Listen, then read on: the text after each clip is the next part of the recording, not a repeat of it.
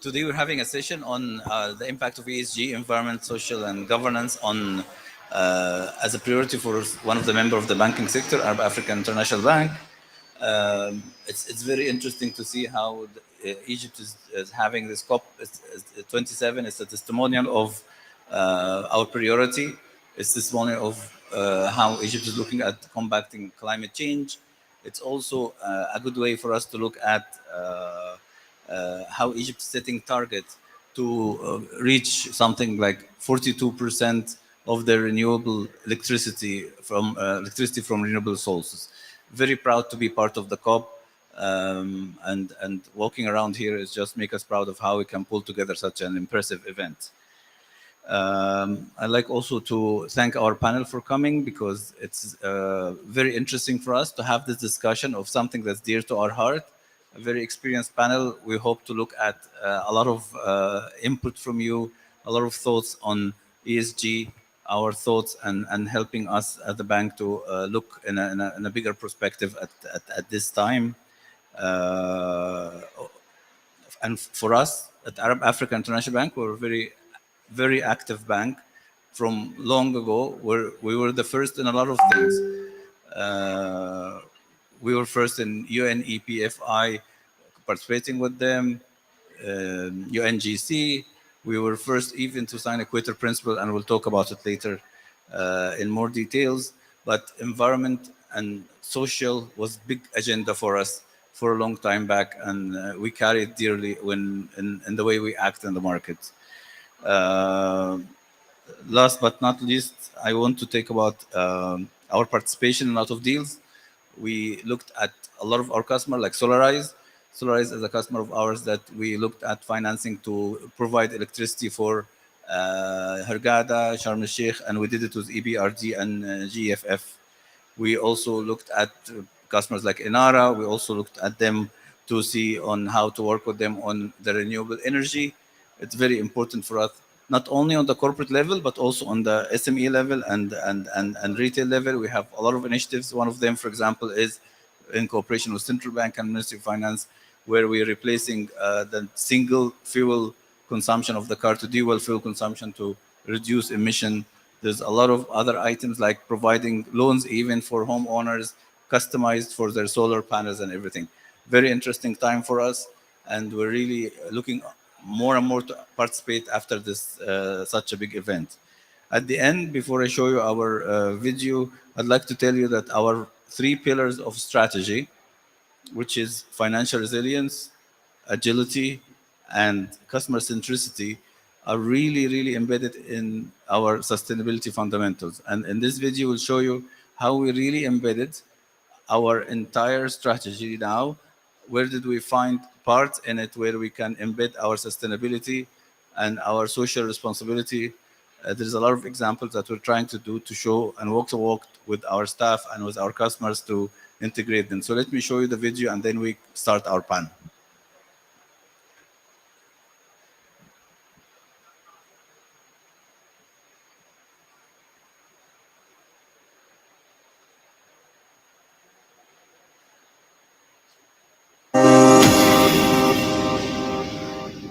Arab African International Bank, a strong legacy of setting the trend for sustainable finance and value creation.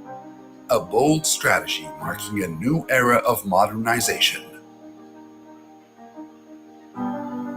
Financial resilience is responsibility and diversity.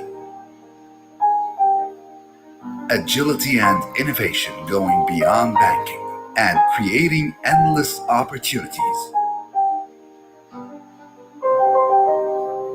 Customer centricity is empowerment and a lifetime experience.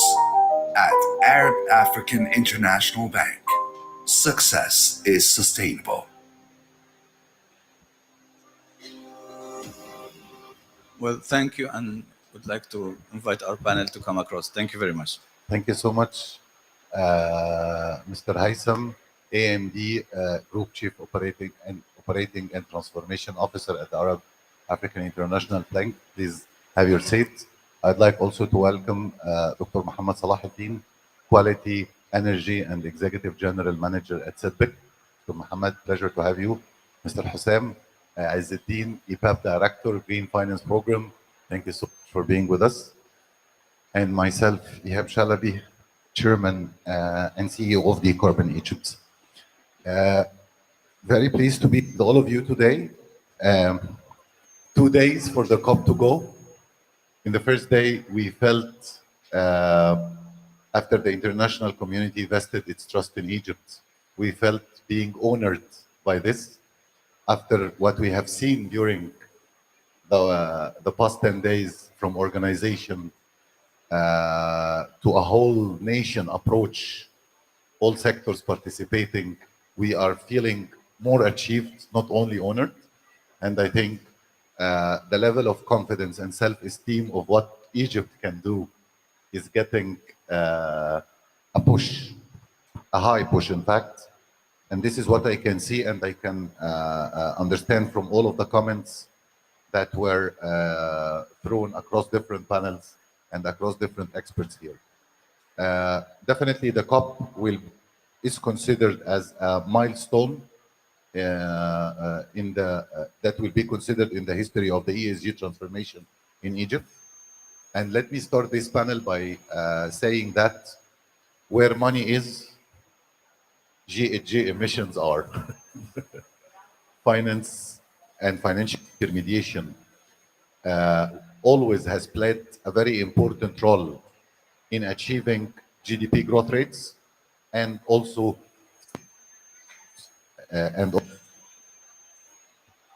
at this point, definitely without adaptation and without transformation in the financial sector, we are not expecting the other industrial sector to make any kind of transformation. Without the assistance of the financial sector, we are not thinking that any transformation will be successful. Definitely, the signal should come first from the financial sector that we are changing and that investments and finance will be more and more linked to your ESG inputs.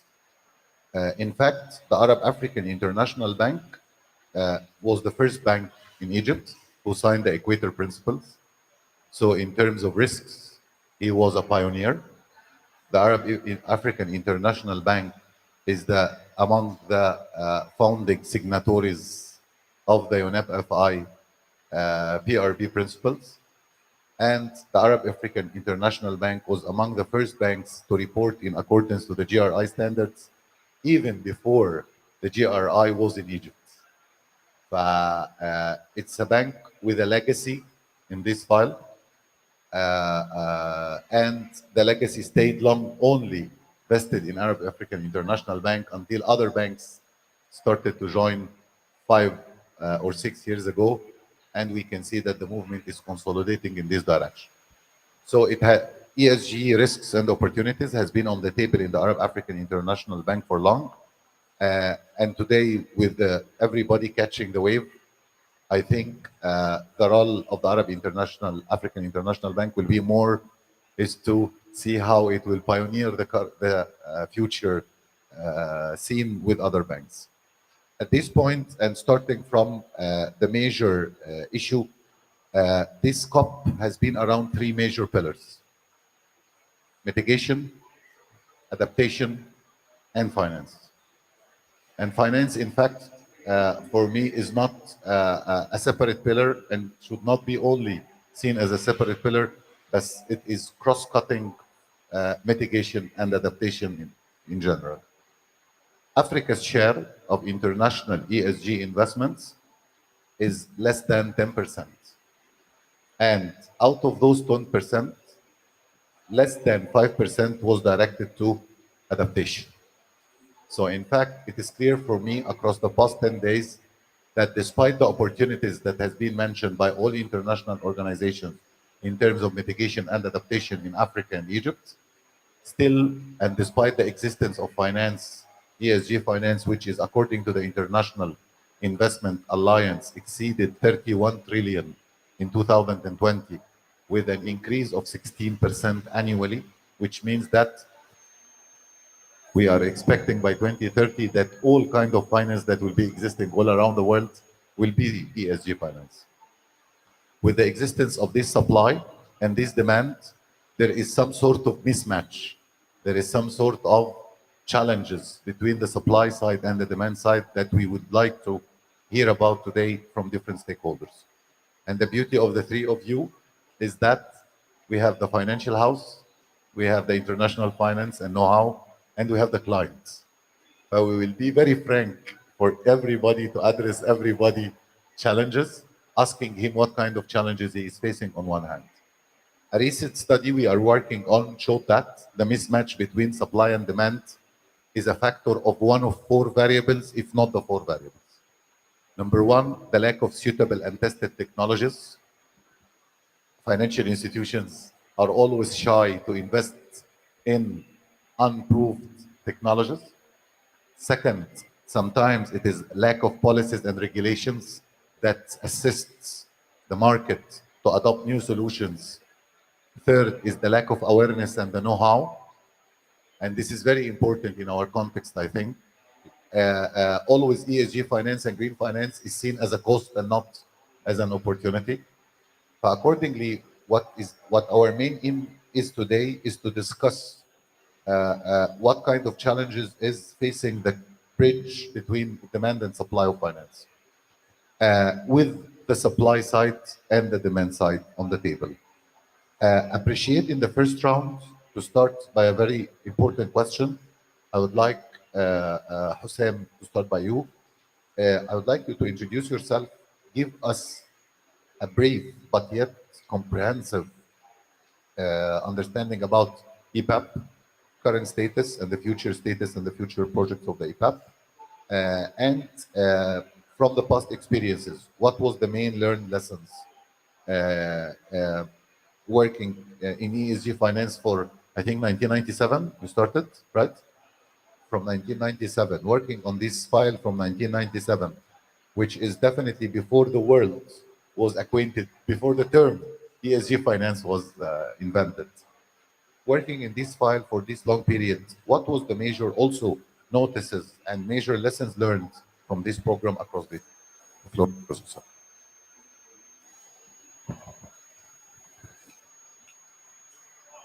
Hello. Thank you very much, Ihab, and thanks, Haytham, for the invitation. It's always a pleasure to come and share knowledge with very solid panel. So I want to build on something you said, Ihab. You started by saying that we are talking here, we are in COP, and we're talking about mitigation and adaptation. And finance, obviously, because we wouldn't have mitigation or neither adaptation project if we don't have finance. So finance is a very, I would say, a milestone or very crucial element of the triangle of climate action. So today, as we are talking about finance, I would like to introduce EPAP. First, EPAP is the Egyptian Pollution Abatement Program. It's a program funded by EU, the European Union, funded by the EIB, European Investment Bank, by AFD, Agence Française du Développement, and the KfW, the German construction banks. So what we have is a portfolio, a financial portfolio of right now at this phase. This is, like Ihab said, this is the third phase of EPAP. We have been starting working that. It was really the seeds of green economy in Egypt since 1997. At this phase, EPAP 3, we have about 135 million, which is about to really be completed by Q1 of next year. And then we just signed two days ago, Dr. Yasmin Fouad, our Ministry of Environment, together with Dr. Rani Al-Mashad, Ministry of International Cooperation, and representative from the EU. We signed a letter of intent to implement phase 4 of this program under the slogan or under the name of GSI, Green Sustainable Industry, under which we will have 270 million that comes in loans, very soft loans, and grant. The way it works, the program present or offer a long-term loans at a very attractive rates, and a percentage of grant. Obviously, the grant come and affect the interest rate, the effective interest rate of the loan, and the amount of grant could be from 10 all the way to 30% in case of SME. So what else EPAP can offer? EPAP offer the program, offer financial support, like I said. It also offer technical support at no extra cost for the end users. So we have 16 expert in-house university professors, expat, who can provide the know-how and share best available technique with the end users. So technical support, financial support. I also have to say that one of the hidden service and support we provide is the legislative support, which include the regulatory support, regulatory services, expediting permits, because we are based within the same building with the Ministry of the Environment. So we can push around to get the permits, for example, EIA, like environmental impact assessment, where it is, where what's the status of these of the studies, and how can we get it approved, because it's a very important critical phase of the process. So the program, like I said, without taking a long time, the program is available, and right now we are in heading or embarking a new phase. Its fourth phase with 270 million directed toward industry to be used to transfer them into green economy, to help or to give them solution to first of all develop and demonstrate and practice their ESG systems. As you know, ESG, it's not a one-time exercise. You cannot come and just say, okay, I already settle, I have my ESG. It's all about the continuous improvement cycle. It's a PDCA, plan, do, check, act. And you go around and around, and it's an evergreen process. It's one year after the other, and the more you go one cycle, you get better, and you get better every time. So I'm sure you share that with your client. We cannot present or highlight ESG systems or ESG practice as a one-time set of systems or policies. So with that, I think I want to give the talk back to you, so we can hear from our one of our end users, because he used EPAP. He's about to embark a journey. So maybe we can listen from them also. What's their experience with EPAP, and if EPAP was helpful for them in what sense? Thank you. Thank you so much, Hossein. I'd like to ask you two questions. What are the major sectors that you are financing and the major governorates that you are addressing? Thank you very much, Nihab. So we do cover all type of industries within Egypt. So namely, like we will hear from Dr. Mohammed Salah, petrochemical. We also cover fertilizers, textile, glasses, cement, and so forth and so on. We have also, to name a few, printing industries, which is a very upcoming within Egypt as well. When I say printing, we can say printing on textile or printing on within food industry. Probably can be covered under food industry. Back to your second question, which governorate we cover? We are designed to cover the 27 governorate of Egypt. Yet most of my projects are within Cairo and Alexandria. We have one in Upper Egypt within Said Masr. It's Shirkat al-Sukkar al-Masriya, which is they have different plants. So we have it in Hawamdiya, Armant, and Abu Oras. So they have 3 plants within Upper Egypt. and we also taking them. Maybe now it's worth to mention, because I forgot what EPAP is doing. Is taking those companies, especially the public companies, through a journey from first achieving the milestone of compliance. We need to get them into the discipline of التزام بيئي, compliant, environmental compliance first. And then once they achieve that, we'll take them to the next, we raise the bar and we'll take them to the next level of energy efficiency, or SCP, sustainable consumption and production. Resource efficiency, alternative fuels, like you're going to hear with SITPAC. SITPAC had a long journey. We didn't even need it to discuss with them environmental compliance, because they are way beyond that. They went straight to their, like I say, you cannot have a master if you don't have a bachelor, for example. So you need to establish the baseline of environmental compliance before you go beyond and achieve ESG's goals, i.e. energy efficiency, sustainable consumption, and circular economy as well. So I hope with this I answered your two questions. Yes, Thank definitely. you. I will not leave you, Hussein. Still. You can always The come know-how back to part. me. You know? The know-how part is very important here. I think what you can share also with us from insights, I'd like to know from you, what are the main sectors that you can find opportunities in, yet untapped potential? Within industry. Yes. Untapped from our side, you mean? I mean, the industry has Okay. This is a very good question, because this will take me to maybe you can also highlight on that.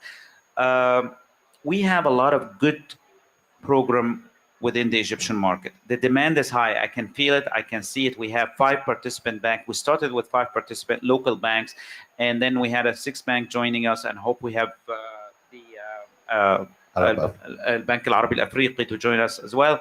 So the demand is there, but there is those two parties, they can find each other sometimes, the end user and the financial institution, or the lender facilities. So there is a void that we need to fill, and it's our role, it's your role, it's our role to make those people connect or match them together. So definitely the missing untapped industry, I would say not an industry but a category, would be the SMEs. The SMEs are we need to work on them for several reasons. One is for the bank to lend them, we want to make sure they have the necessarily creditworthiness. They have necessarily bankability to join that program. So that's not always the case. So what we did in one case is to cluster several SMEs together and have an entity, like for example, in this case will be how do you call that? I can't remember, but usually there is اللي هي الشركة القابضة. Thank you very much. Thank you very much. The holding companies which is responsible for this industry. So what we do is we cluster 5 or 6 SMEs, and we ask الشركة القابضة, or the holding companies of this industry, to kind of guarantee them or co-sign with them the loan. In this case, we presented to the bank a good business case, and it worked very good. It worked in Rubeki, the leather cities, Yes. and now we're trying to do a similar one in Alexandria as well, in Al-Amireh. So SMEs is the target, and it should be dealt with some sort of sensitivity due to their creditworthiness status. Thank you so much, Hossein. And I think we can have our first caption here. And our first caption here is that while SMEs is very important for the Egyptian economy, SMEs is a direction from the Central Bank of Egypt, right?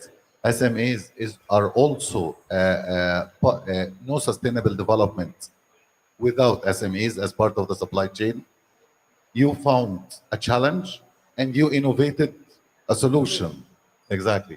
فهنا the idea, the whole pattern of the idea is more or less very consistent with international finance.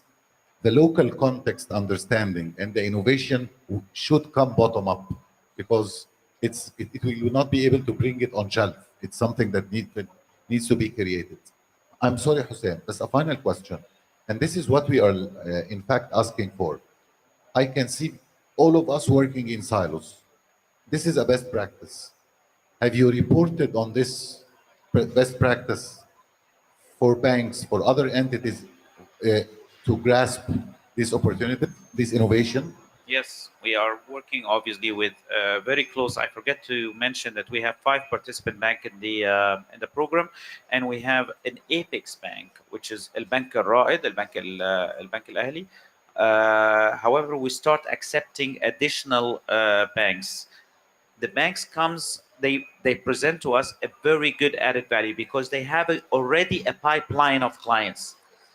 So, and that's why, remember when I said there we are not finding each other. So the bank with their pipeline or the outreach for the SMEs can fill in that void and build a vehicle of connections between the facility, the program, and the end users. So yes, we have been sharing this with clients, and we put them together on the table for us, because obviously, if a holding company is coming and they are co-signing a loan agreement with these SMEs, we definitely need the buy-in from the bank. So from maybe today, I will take the opportunity to invite the African Development Bank, International Development Bank, to join us in our upcoming phase 4 under GSI, the Green Sustainable Industry, which I believe together with your strong clientele base as Haitham, and the availability of funds, which is compromised with the or added value with the grant, would be a win-win situation for all these triangle: the lending institution, us as a governmental representative, and the end user itself. So hopefully we'll be able to further discuss that later on. Thank you. Appreciate if inviting me and Dr. Salah to the signing ceremony between you, okay, as being compliance in the crime. For sure, you need to witness that. Yeah, exactly. Yes. Accomplice in the crime, and then we can show this video for the and that would be a good ceremony. success story from out of COP. Exactly. I think this could be a success story out of COP. Thank you so much for this insightful, innovative solution that you provided in order not only to troubleshoot the challenge of voidness, either in your relation with banks, but also you took an extra step in your relation after the bank to solve the problem of the bank itself by innovating this holding company concept in order to troubleshoot more problems. And I think with this mentality, you have a value chain, and you are putting all the risks, all the challenges, and you have a strategy in order to address these risks and challenges. And what I learned now is that if we are talking regulations, technology, finance, risks, I think the question is not whether which is the most important, but rather which is the most important at which point in the value chain. Sometimes at one point it's risks, in other points it's awareness, in other points it's data, and therefore with more partners, everybody can mitigate a portion in the risk with the realm of his own know-how. Correct? Thank you so much. Thank you so much for this. Bringing this, having this insight from the supply side. Definitely the demand side, definitely agree and disagree with some points.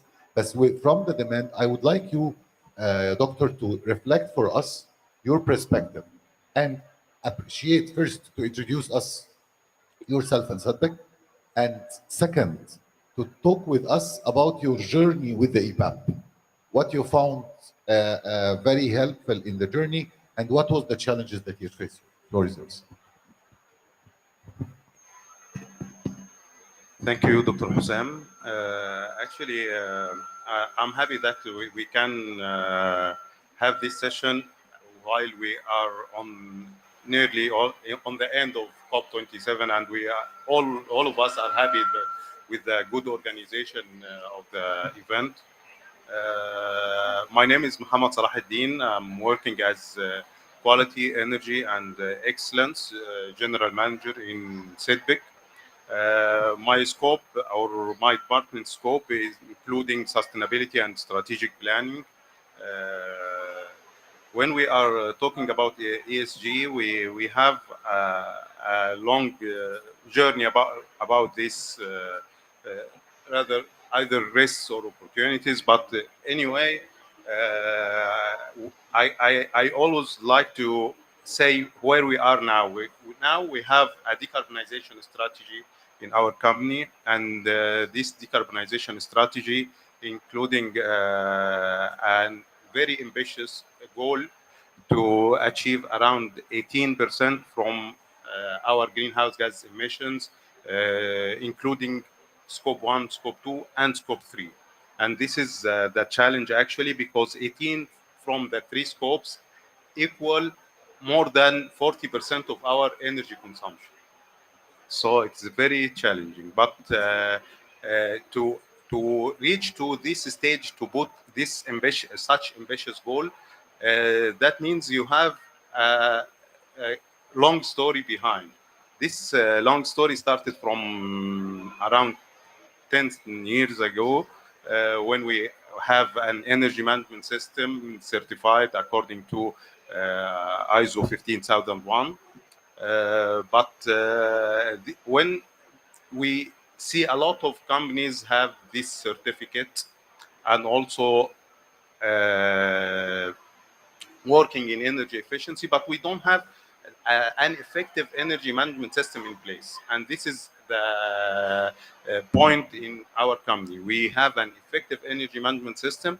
This effective energy management system encourage us to starting after finishing a lot of low cost and no cost opportunities, to go to the high investment opportunities, to invest in the energy efficiency and in the greenhouse emissions and so on. This is started by hiring a reputable international consultant, which is KBC. They delivered a good roadmap for energy efficiency improvement, and this roadmap includes some quick wins and also medium investment and high investment. And when we have the report from this consultant, actually, this was a driver to submit our project to EBAP, for example, because we have a very good report and very representative, let's say, financial or even conceptual stuff. And we started from here to invest, to submit our request to EBAP, and they found us as almost ready for everything, because when we are talking about compliance to environment law, this is almost a mandatory, and we did it from day one in the company. But to go further, this is the story.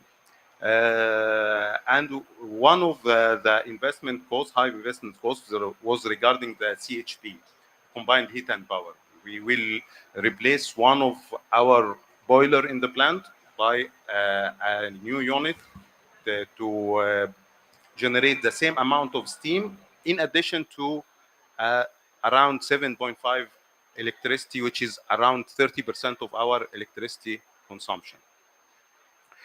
This type of projects is what we need in the industry to have this type of project, because when we are thinking from the industry side, we cannot put that environment and climate change are the drivers for our work. It is not the fact, and we have to realize this, and we have to face this fact. The fact is, when the driver is always the economic factors, not the environment. And when we have some good awareness in the company that and good leadership commitment also, that encourage the investment, because they are completely convinced by that the work in towards the environment and the energy efficiency, for example, is really a good profitable work. We have this back in our bottom line, and this is the main issue in the story, because all the companies are working and saying that we have initiative and so on.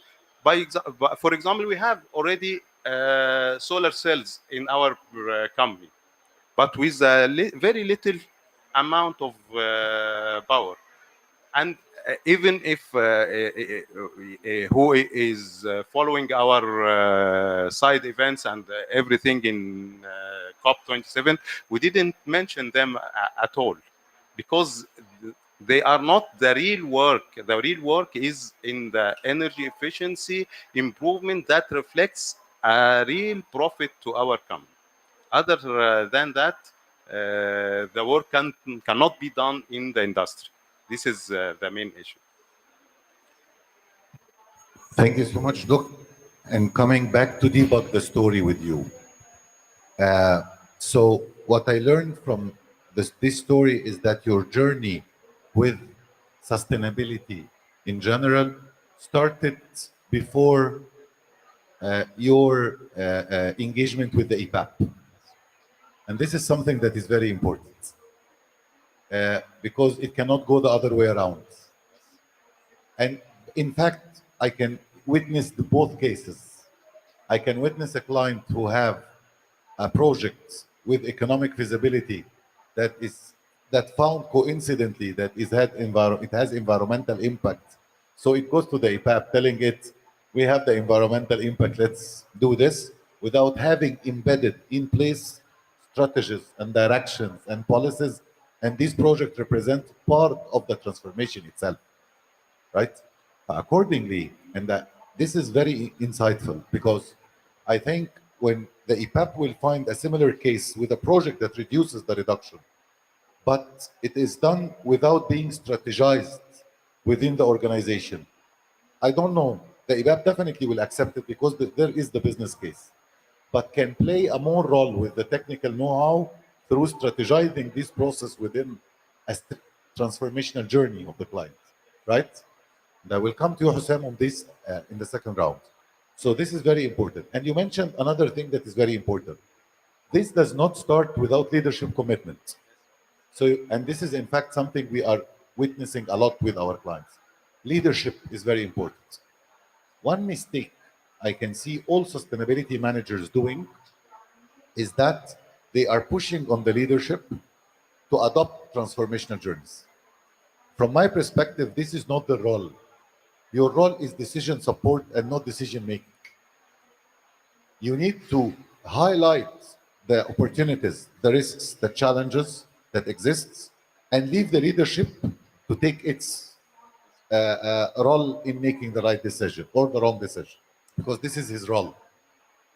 Because when he takes the decision out of conviction, not out of pushing on him, because he likes you, for example, as a sustainability manager, he comes back blaming.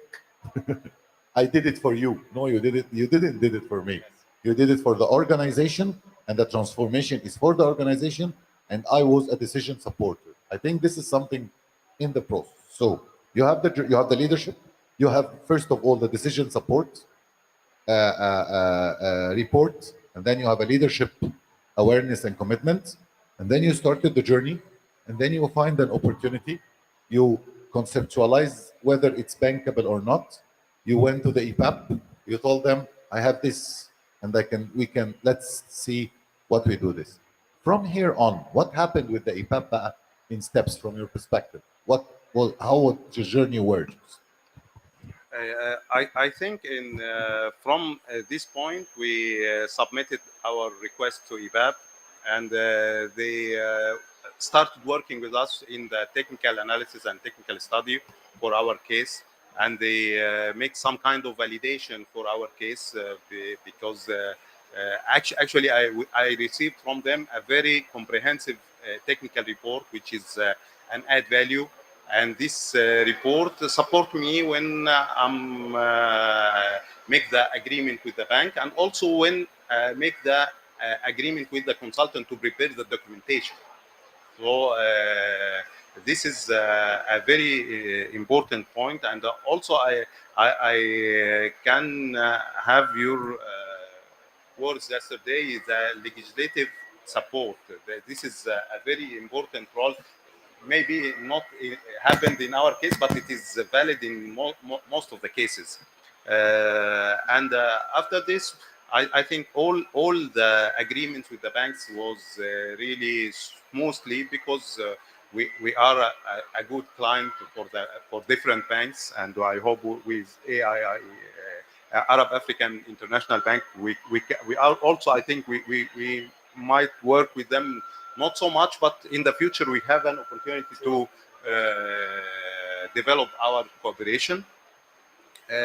So it was done smoothly with the banks, and we already make all the contract with for the loan agreement with the bank, and we now we are starting in the development of the technical studies. And today, by the way, today we received the technical offers, and we will open the envelopes for the technical. And we have also, I think we are going on at the end of the project, and it's for me it was a challenge to have a tight schedule, and the project manager really did a very good work, and we are almost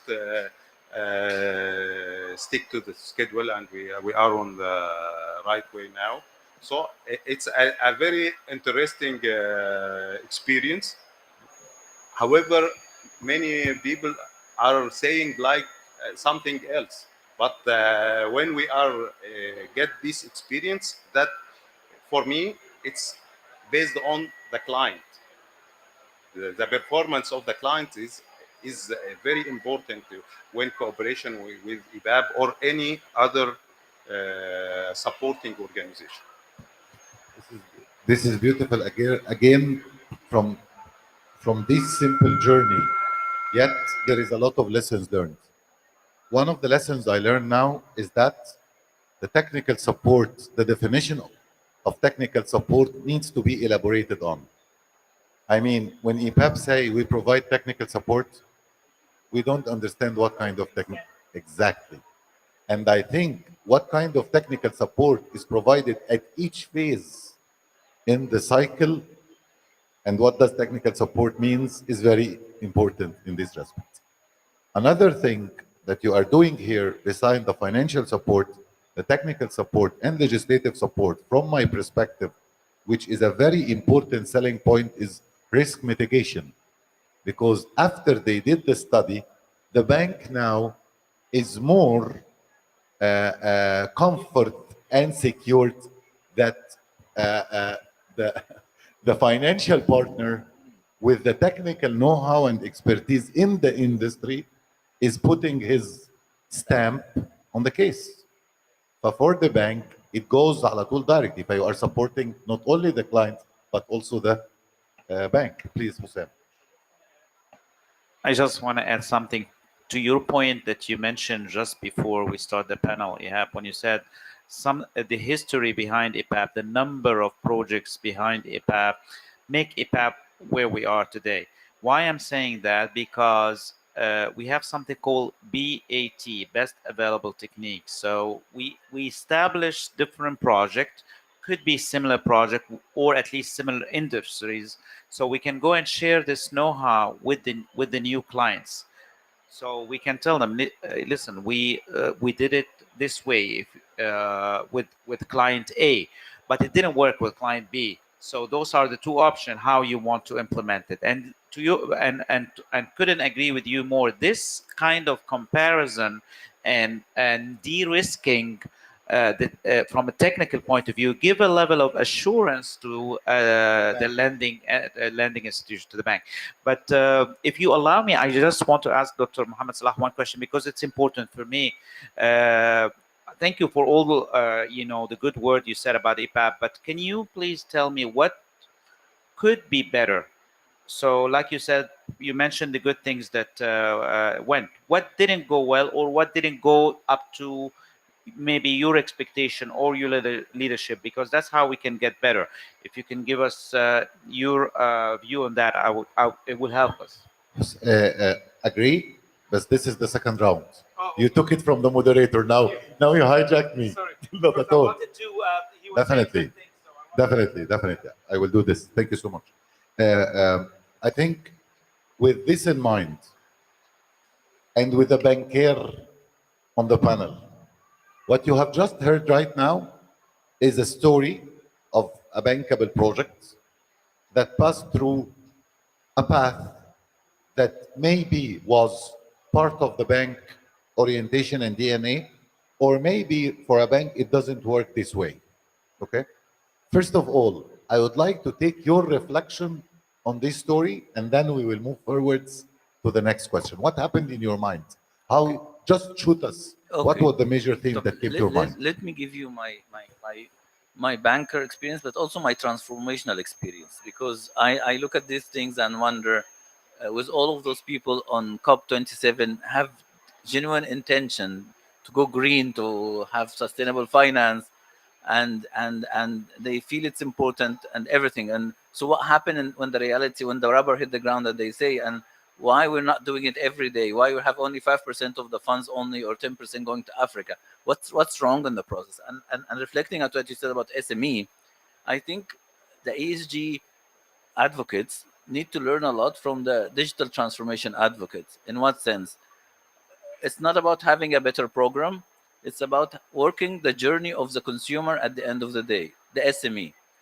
And it makes a big difference. To tell you that what we had, for example, on our side, I remember we had always like an online banking. It's an example, and we always said it's a good online banking. Why don't people do it? It's very important for them.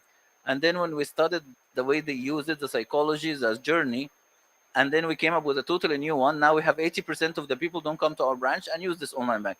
It's nothing different. Both are online banking, both are nice ESG project, but some is consumable, some is not consumed. So back to your SME point, and when I talk to SME customers, I find a lot of them would like to do it, but they feel it's something that they either feel that's very difficult to consume, to apply to qualify for. The process of getting into this is still have friction. And I know we have to do friction because we have to give credibility to the process, because we need to qualify the whatever he's doing. But at the same time, if you put too much hurdle, people will not use it. If you and I think we need to put a lot of thinking, and I know it's not part of the main mandate of what you have, but it will help the bank to think with the likes of you, to see how can we make it so easy for the SME to consume it, and how to make it so easy for the SME to benefit from it. And in that case, banks automatically will be lining up in front of you and saying, please give us more, because we're actually a middleman. I need to take more from you to give to him, but he's not needing from me, so I'm actually really not interested to add more. So this is big part of our journey. The second thing, for big corporates, not an issue, because they have their guys, they work on the paperwork, they do the friction, so the big corporate will not feel it. They say to this employee, go discuss the agreement, finish it.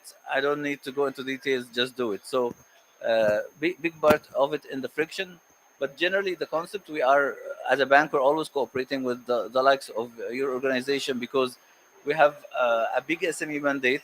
At the beginning of the year, we almost had nothing, and we had a mandate together with SME to make 25% of our business goes to SME, which is very aggressive to get a 50 years old bank and suddenly to change the DNA of the bank, to add one quarter of it to do something else. And we did it. We're almost there. And for us, very important what we do in SME. And we actually have a side programs for us, which is, for example, women-led SME, that can benefit more and more of this. But just to reflect mainly on this, on the process, as a banker, because you guys are the expert in this area much more than whatever I read, is me as a banker representing how the client think. Let us think together and packaging it in an easier format to make sure that the consumption is high, and listen a lot to our end user and customize your program to what this guy is saying, because the reality is here. Again, thank you so much, Haitham, for this. I think, if you allowed me, and tell me I'm right or wrong, from what you have said, the name of the game here is convenience. Yes, it's customer journey, from thinking in the morning I want to do in the ESG direction or green finance, to the money in his pocket. What is happening to this guy? Yes. And this guy is now acquainted to press a button on his mobile and he receives whatever he was seeking and searching. Exactly, or get a loan. Exactly, exactly.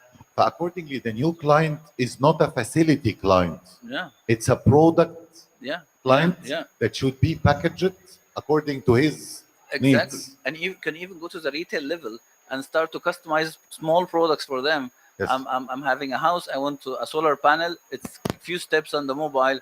It's finance, because most of the people who did a solar panel in their house, their main issue is not that they don't believe in it. The mission is it's a capex. I want to pay 100,000, 200,000 to put a solar panel. I know in 4 years I will not pay electricity, but you know what? I don't have the money now. I don't want to squeeze my cash flow, and I don't know how complex the process is. You know what? Let me not do it. And I'm telling you, 99% of the people who would have done it did not do it because the journey is not smooth. Yes. And the journey, therefore, the name of the game again here from your perspective, it's the journey, understanding the journey. Yes. And here where I can think that EPAP also can support, because it can bundle SMEs through similar products, Yes. right? So they will act not as an intermediary only between international financial institutions and multilateral development banks and banks, but also between banks and clients. This is the beauty of Yes. your Yes. second intervention. Yes, and right? the bundle should be as simple as checklist. Instead of going through a process of qualification, it's like a pre-qualifying checklist. If you're this, take the loan by. If we manage to go to this level of smooth journey, offtake will be amazing. Or if I think many things are changing now, from which is energy prices, that will make many consumers and customers from the SMEs think about alternative solutions, think about energy efficiency. Yes. And Dr. Salah just mentioned, yes, in our context, energy efficiency is much more important than renewable energy, and I think it is a third in costs. Yani the cost of reducing 1 kilowatt hour of energy efficiency, according to some studies that has been done in Egypt, is approximately one third on average of 1 kilowatt hour of 1 kilo of energy generated. So we have a very big room for energy efficiency yet. And with this big room in energy efficiency, this means that there is a very, and with technology of energy efficiency available and tested and proved. So we have the business case, we have the technology, we have the finance. Accordingly, energy efficiency could be a very big part of this transformational story of Egypt. And I think this a very untapped blue ocean that we can all work on. Exactly. And in this, I think also we can coordinate with. I don't know whether you are coordinating with this energy efficiency program in Egypt. The energy efficient doctora, I will remember her name. La. There is an energy efficiency program in Egypt under the Ministry of Industry and Trade. Doctora Jihan Bayoumi. Yes, right. I think Jihan Bayoumi has the technology, right? UNIDO, I'm sorry. Yes, UNIDO, exactly.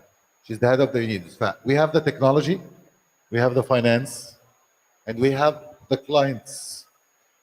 If you allowed me here, Ya Haitham, to say that what is needed is that we need to raise the awareness of the client. Yes. I want to bring the client on board. Okay, you can establish a program particularly for sectors with energy efficiency potential. Exactly. Bring them, we will bring UNIDO, we will bring LIPAP, and we will bring a success story. Exactly. People who did it before, it's doable. Guys, don't be worried. It's not as difficult as it seems. And here is the business case, right? Yes. Please. Yes. Let me, before we going more and more through the energy efficiency, I want to present another activities regarding the ESG in SEDBIC, because we are SEDBIC is producing the polyethylene, the raw material of plastic, the great enemy of the world.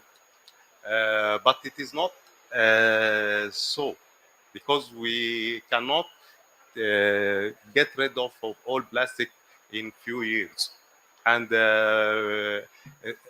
I want to describe how our mindset is.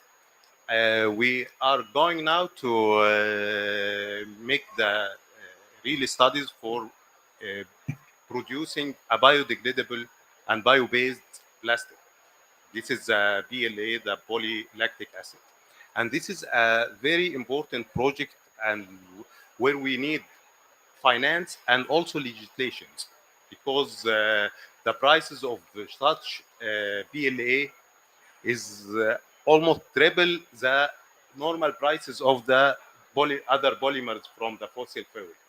And this is a very important point. We need legislation to encourage the companies to the large companies to do this. And also we need a finance, but at this level, the financing is much larger. We are talking about hundreds of million of dollars, not just 10, like energy efficiency project, for example. So we need, at this point, we need the finance for such great projects, that large projects. And this is what will, such biodegradable plastic will replace the applications of single-use plastic. This is a very important point, and it will. I think now we are going to the marketing study is already under one of the highest reputable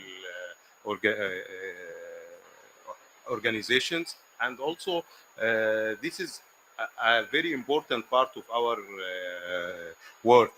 The other part regarding the SMEs, because we are a large company, but we have a new model with UNIDO to build a peer-to-peer network, actually, to build a peer-to-peer network for having a network between our customers, the plastic manufacturers. And this peer-to-peer network is consisting of supporting them, to give them technical support and training, and to make a capacity building program based on our experts that were already qualified by UNIDO in energy management system and in system optimizations as well. And also we have another part where we don't have experts qualified in SEDBIC. We will outsource another consultant to make this regarding the solar water heating and solar cheap solar heating in industrial processes, actually. And this is very important, because this is another important model. The large companies almost all the large companies have many in the supply chain, many SMEs, and the large companies could support the SMEs, but with a help of some international companies or some financing institute and so on, because we have a project with UNIDO with a part of contribution to this project from SEDBIC as a kind of our CSR and our development regarding the SDGs in general. And also another part to be contributed and financed by UNIDO. And this is a very important model. And I think in this, as we are talking about the SDGs, I always love to say that SDG 17 says it all, because it is a partnership. Yes. Thank you so much. I think uh, we are not going partnerships. Partnerships are coming to us, Yani. We are not heading toward this. In fact, what's happening on ground is that we need partnerships. Partnerships is not a goal, it's a tool in itself among the goals in order to achieve what we. And the beauty of the simple story, and the beauty is in the simple story and not in the complicated story. The beauty is in the real and simple. And from you raised a very important point. Hossein, do you do blended finance? Yani, can you join AAIB, for example, to provide blended finance? Yes. The answer is yes, and we've done it before, and we had an example where the required finance package for this project was at a different scale. So, I mean, I can give you an example because it's public information. So, Abu Ir Fertilizers, in their upcoming CO2 sequestration project, it's 100 million. The overall project cost is about in the neighborhood of 100 million, which is obviously above what we can provide for one project. So the maximum we can provide is 15, and then I changed it last year. It could go up to 25 million now. So they benefit from these 25, and they get the rest of the loan as a normal commercial bilateral loan with the bank, with any bank. But by doing this, by getting the first 25 from EPAP, they first benefited from the grant portion. So this, like I said before, undermine or affected the overall effective interest rate on the overall loan. Plus, they benefit from the technical support, the logistic and legislative, and so far and so on. So yes, we can present, we can come in as a team and blend in as on a portion of an overall umbrella loan. Brilliant.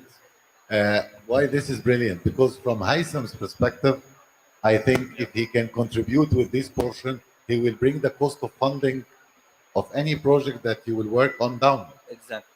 And you can utilize this by reviewing your portfolio, because you may find already in your Areas that they portfolio cannot use in. exactly Yes, some yes, projects yes. that are already eligible. Yes. Yeah.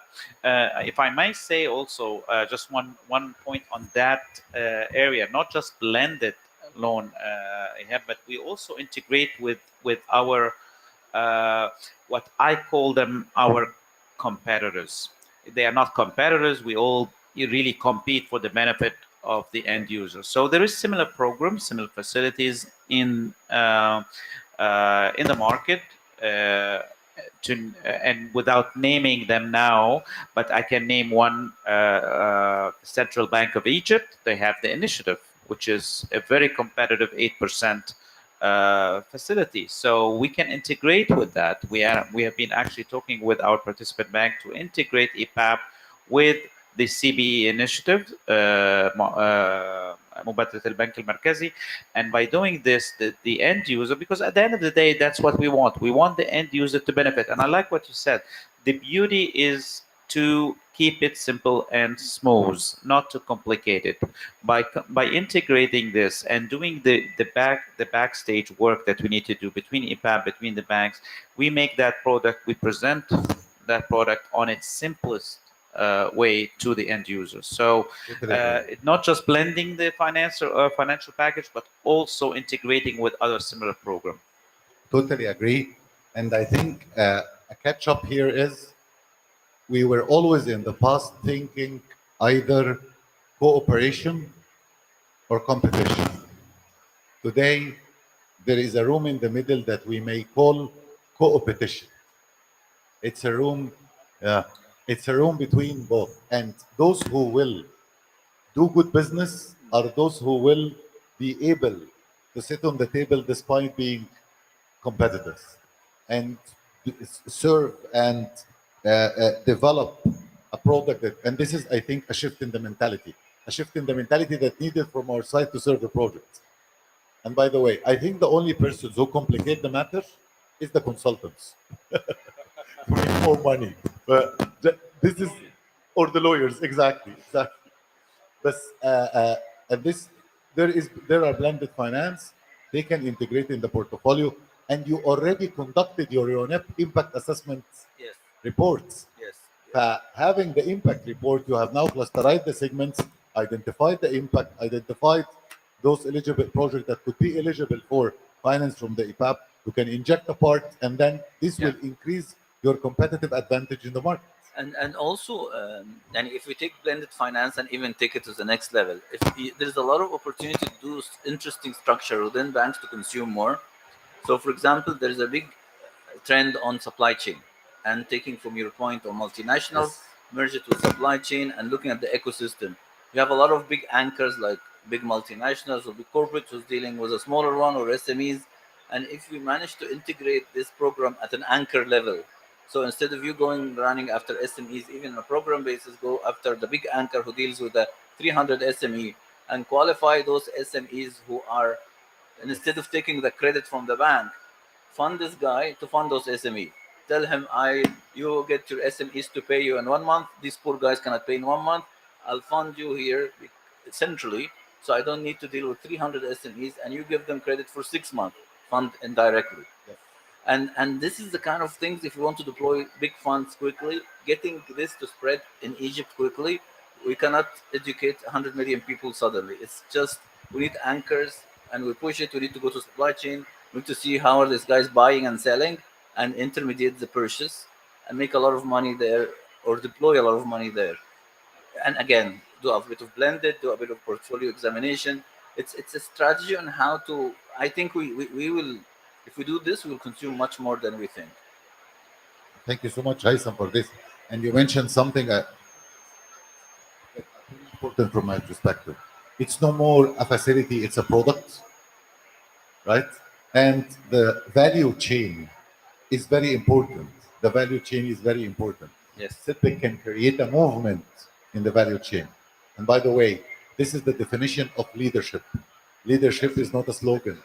Leadership is somebody who is always ahead of the curve with this initiative. And the spillover effect of leadership turns to be very beneficial in all times, in all cases. This is what we discovered. That. Very interesting, yet because the time is running out of us, I will have 2 rounds, 60-second question for each of you. And this is the beauty of it. It's 60 seconds. I will start by Hussein.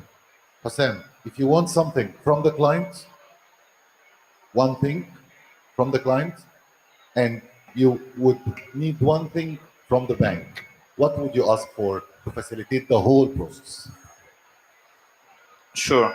A smart, educated client is always helpful, and I have to give Sitpic kudos for that, because they made our life easier. When they come, we discussed that earlier. When they came prepared, they expedite the whole process.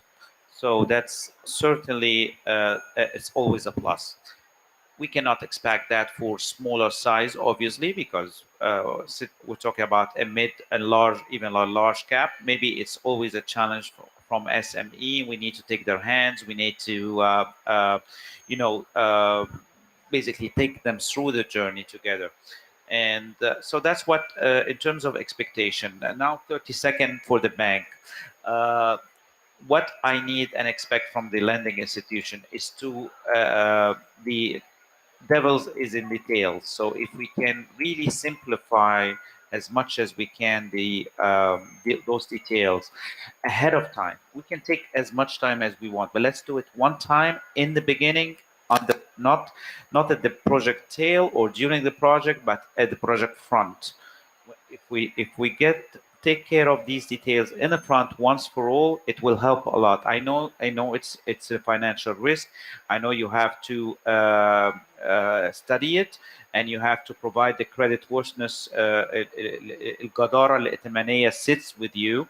But it's always helpful if we can do it one time in the beginning, not during the process. That's one thing. Another expectation from the bank is to work together mutually to market the product. I like what you said. Yeah, it's a product. What we are selling a package, a facility. I don't have the same outreach that the bank have.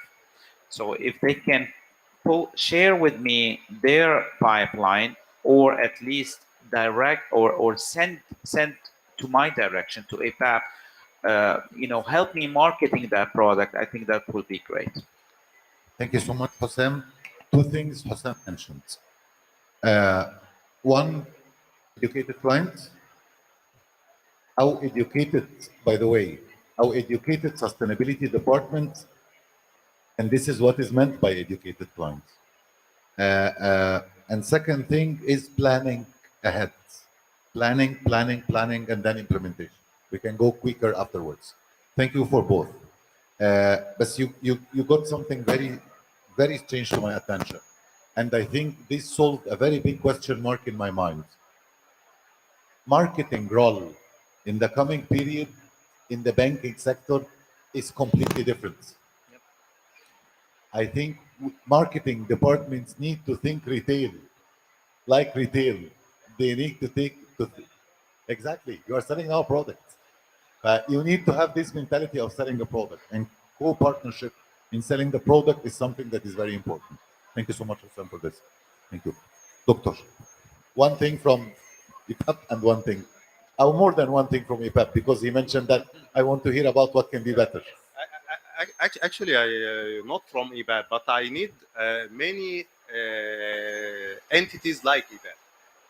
This is the main important point, because when in Sedbic we have sometimes we don't have a real finance for our project, but why we need this kind of finance for ESG project?